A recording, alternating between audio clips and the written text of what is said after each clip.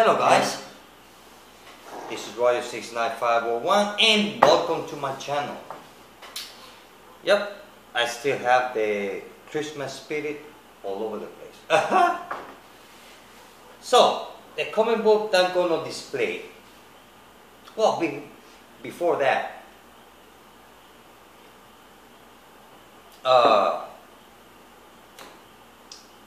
what was I gonna say?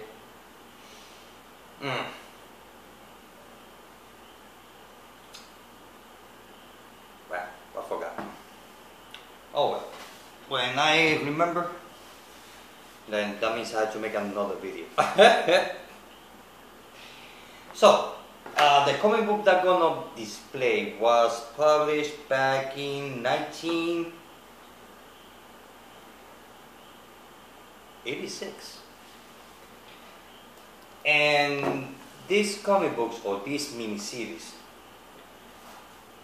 I think that Captain Cummings, or he either did a video talking about it, about this miniseries, or he mentioned, but I know that he talked about it. And I'm talking about Legends from DC Comics. And this is done by John Byrne. Here's issue number 1. Pretty neat, huh? Okay. Here's issue number 2. I like this cover. A lot of action going on there. Look at that. Issue number 3. And this is a 6-part miniseries, humongous crossover.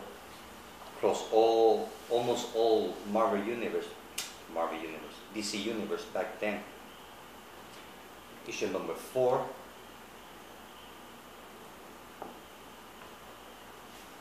I like this cover. Issue number 5. This is real nice. And issue number 6. Here it is. Alright. So,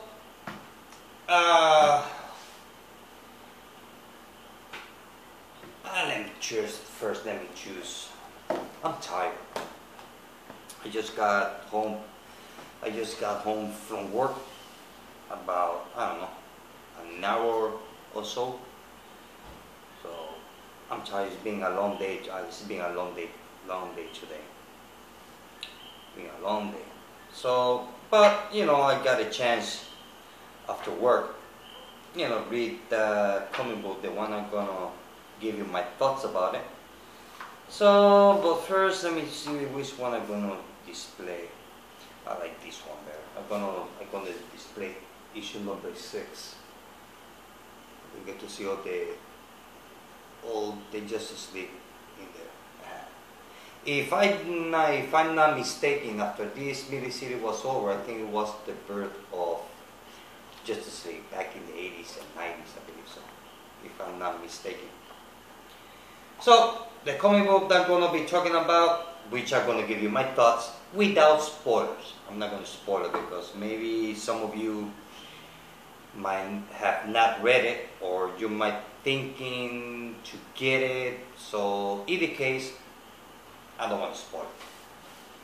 And what I'm going to be talking about is about JSA Liberty Files, the Whistling Skull, the Big Dirt Nap, or hat. No, it's nap. Check out the cover. Well, this is done by B. Clay Moore, and the art done by Tony Harris. Well, let's start with the story. Well, the story starts back in 1925, where the two members of the JSA, they met when they were kids. And then from 1926 we moved to 1940s, just right in the peak of World War II. And they are in a small town in Switzerland. Switzerland, it was a neutral country during that war. So everybody was living happy in Switzerland back then. And also, what I got about the story is that when we go to back in 1940, 1924, 25, it's like two members of the JSA is the first time when they met when they were kids. And then from there, we moved to 1940s in Switzerland. And they traveled. Now they have a pretty high-tech truck to be for the 1940s. Oh yeah, which I don't know how they never got stolen from them. So basically the story goes with the first two members. And the whole story goes around how can I explain it? It's a detective story, not in the sense of Batman. They are investigating a crime, a really weird crime in a small town in Switzerland. So they went there to investigate. So the whole story goes around that investigation. And they met a third person on that town.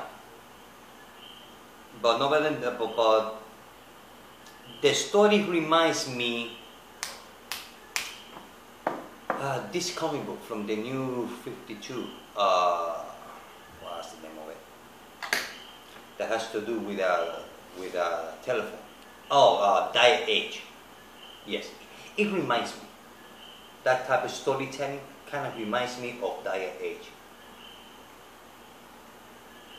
That is a bit confusing, and then sometimes it gets clear, and then you go back to confusing, kind of like Dial Age.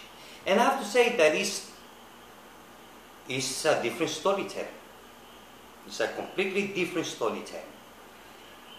And also, I cannot compare this JSA with the last JSA before 52, before the new 52, because I never read it. So for me, this is new for me. So I cannot compare. If the old JSA is a lot better than this one, so I cannot compare. Maybe some of you read it, the old JSA. If you get to read this one, then you can compare. But in my case, I can't. And the art. Let's talk about Tony Harris. His art is awesome. It's a mixture, it's a mix between superhero style, as we know in all the comic books, and cartoons. Take those two different styles and mix it up, and you got Tony Harris on this comic book. It's real nice. Okay, I'm going to show you some pages. Look at that. And there are some pages on the first 5 or 6 pages. They are on the internet. I mean, it's kind of, I mean, the art is real nice. It's very detailed in a sense it's very detailed when it comes to the clothes. You know, I mean, like in this picture here, you see this guy here on that trench coat. Look at the shadows, all the wrinkles. So the details goes on the wrinkles of the clothes that they are wearing, natural wrinkles. And the color is real nice. They use a lot of blue here, blue and gray, which is real nice. I mean, just by looking at the art, you just enjoy this book just by looking at the art. The expressions that each character has on each panel is real nice. I like the art. And the story, like I said, is a plain detective investigation story. at least on the first issue. So we'll see if the second part I get to see new members of the JSA, or they're going to be some new clients. I have no idea, because the end of it was just end with tears on his eyes. That's it. So overall, it was good. I really enjoyed it. Something different. It's a different storytelling. This is not your regular superhero, kick-ass, knock down buildings storyline, because it's not. And the action, not too much. Basically, the story is more concentrated in the story, what it's about, that more than the action per se. But I like the art is real nice. The artist is real nice. Like I said, it's a mix between superhero style and cartoon. Mix it up, you got Tony Harris on this issue. So overall, I really enjoyed this first part of the 6-part miniseries. I really enjoy it. I'm not going to say that it was the greatest, because it's not, at least on the first issue. But I'm not going to say that it was the worst one, because it's not either. I'm not going to lie. I really enjoyed the story, something different, outside of Vertigo and Walking Dead and superheroes. That's something different. And I will give this 3.75 out of 5. I will give it, because it was interesting. Little bit, I might find it a little bit, few parts I found it a bit simple, but it's the first issue. Maybe the second one will get a lot better. So if you like kind of like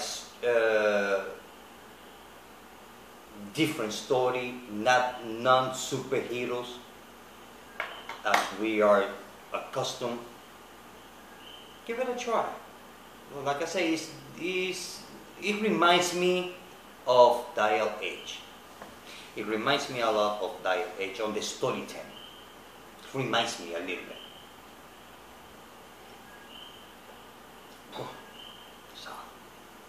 So, give it a try. If you have a chance, when you go to the comic book shop and you see the issue on the rack, pick it up. You just go through the pages, if you can, check it out. I'm not gonna say to go out and get it, to go overboard, because, like I said, it's different storytelling. This is completely different storytelling that we are accustomed with. At least in my case, I am. So all the thing is that if you read JSA before the New 52, I don't know if this JSA is a lot better than the one before, or vice versa. I cannot compare. Well guys, this is it. I hope that you like the video. After I put this video uploading on the computer, I'm gonna cook me some dinner. I'm hungry. I'm starving. Well, this is it. See you later, guys. Bye.